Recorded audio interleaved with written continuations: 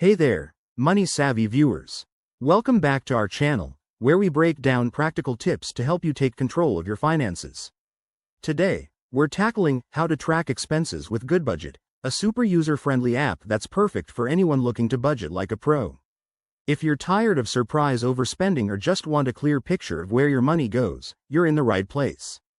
First things first, let's talk about what Goodbudget is. It's a digital tool based on the classic envelope budgeting system, where you divide your money into categories to avoid going overboard. It's available on both iOS and Android, making it easy to access on the go. To get started, head to your App Store and download Goodbudget for free. Once it's installed, create an account. It's quick, just enter your email and set up a password.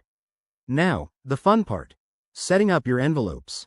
These are virtual categories for your expenses, like groceries, utilities, or entertainment. Think about your monthly spending and allocate amounts to each one. For example, if you have $500 for groceries, put that in its envelope. Next, as you make purchases, open the app and log your expenses. Simply select the right envelope, enter the amount, and add a note if you want. Goodbudget will automatically update your balances, so you'll always know how much is left. Don't forget to add your income too. Input your paycheck or any earnings, and then distribute it across your envelopes. One of the best features is the review section. Check in weekly to see your progress. If you're low on one envelope, you can transfer funds from another to stay on track. This real-time tracking helps you spot trends and make smarter decisions.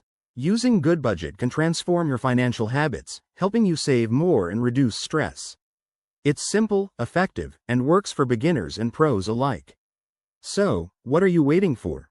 Download Goodbudget today and start tracking your expenses like a boss. Thanks for watching. If you found this helpful, hit that like button, subscribe for more finance tips, and drop a comment below with your budgeting questions. See you in the next video.